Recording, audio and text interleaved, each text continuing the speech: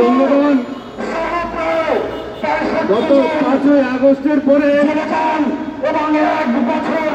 আমরা এক নতুন রাজনৈতিক প্রেক্ষাপটে অবস্থান করছি।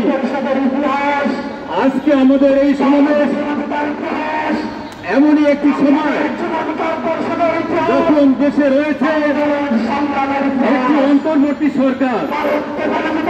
এই অন্তর্বর্তী সরকারের অনেক বিষয়ে সদিচ্ছা রয়েছে, গোষ্ঠীয় সদিচ্ছা রয়েছে। গত নভেম্বর মাসে আজারবাইজানের বাকুতে যে জলবায়ু সম্মেলন হয়েছে, সেই সম্মেলনে বাংলাদেশের সরকারের পক্ষ থেকে প্রতিনিধি উপস্থিত ছিল। আমরা পরিষ্কারভাবে জানি সরকারের যথেষ্ট সদিচ্ছা আছে, তাই আমাদের আজকের এই সমাবেশ সেই অর্থে আমরা সার্থক মনে করি যে বর্তমান সরকার আমাদের এই দাবি সুবিচার করবে, আমাদের এই দাবি মেনে তারা তাদের পদক্ষেপ গ্রহণ করবে। আজকের এই সমাবেশে আমাদের 9টি দাবি রয়েছে। এই 9টি দাবি আমি পাঠ করে আপনাদেরকে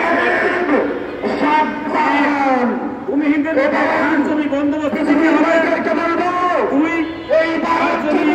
বন্দোবস্ত পালন করতে হবে,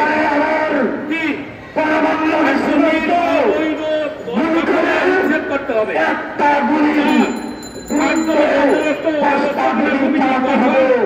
সক্রিয় করতে হবে, জলবায়ু উদ্বাস থেকে স্বীকৃতি দিতে হবে, জলবায়ু পরিবর্তনের প্রভাবে ক্ষতিগ্রস্তদের ক্ষতিপূরণ দিতে হবে, নদী ভাঙ্গা পরিবারকে পুনর্বাসন করতে হবে, শতভাগ নবায়ন নিশ্চিত করতে হবে, জীবাশ্ম জ্বালানি ক্রমান্বয়ে বন্ধ করতে হবে। আজকে আমরা এই দাবি করছি, আমরা আশা করছি সরকার সে আশাবাদ ব্যক্ত করছি।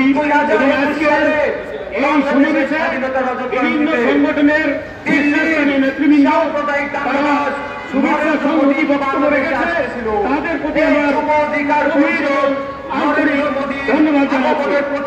আমি এখানে সমাবেশের সমাপ্তি ঘোষণা করছি। সেই সময় আমাদের